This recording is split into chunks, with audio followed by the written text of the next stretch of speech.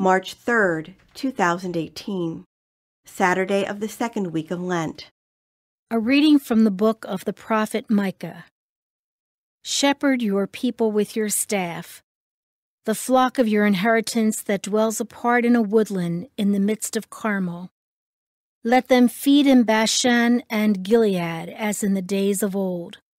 As in the days when you came from the land of Egypt, show us wonderful signs. Who is there like you, the God who removes guilt and pardons sin for the remnant of his inheritance, who does not persist in anger forever, but delights rather in clemency, and will again have compassion on us, treading underfoot our guilt. You will cast into the depths of the sea all our sins.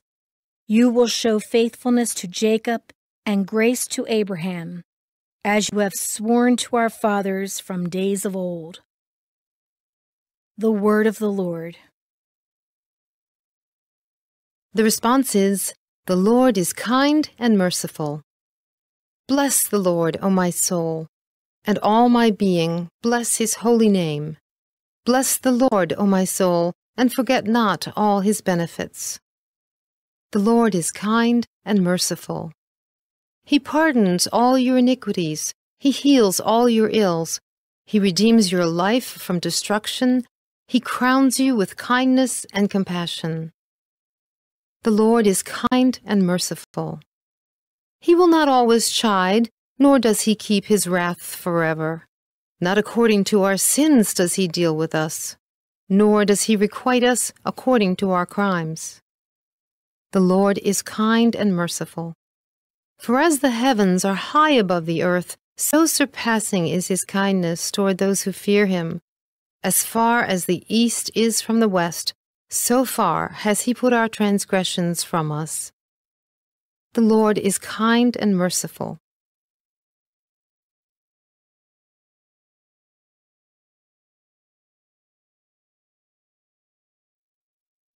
A reading from the Holy Gospel according to Luke.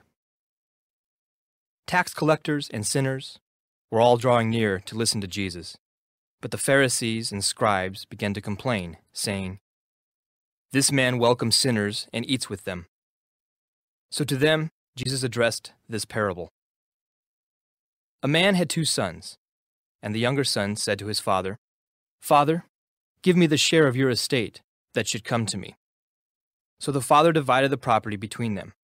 After a few days, the younger son collected all his belongings and set off to a distant country, where he squandered his inheritance on a life of dissipation. When he had freely spent everything, a severe famine struck that country, and he found himself in dire need. So he hired himself out to one of the local citizens, who sent him to his farm to tend the swine. And he longed to eat his fill of the pods on which the swine fed, but nobody gave him any.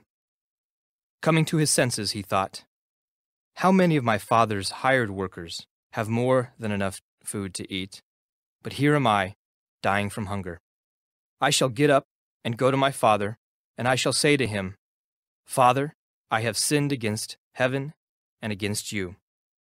I no longer deserve to be called your son. Treat me as you would treat one of your hired workers.' So he got up and went back to his father.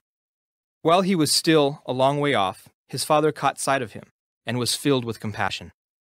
He ran to his son, embraced him, and kissed him. His son said to him, 'Father, I have sinned against heaven and against you. I no longer deserve to be called your son.'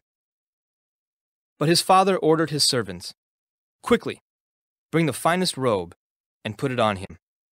Put a ring on his finger and sandals on his feet. Take the fattened calf and slaughter it. Then let us celebrate with a feast, because this son of mine was dead and has come to life again. He was lost and has been found.' Then the celebration began. Now the older son had been out in the field, and, on his way back, as he neared the house, he heard the sound of music and dancing. He called one of the servants and asked what this might mean. The servant said to him, 'Your brother has returned, and your father has slaughtered the fattened calf, because he has him back safe and sound." He became angry, and when he refused to enter the house, his father came out and pleaded with him.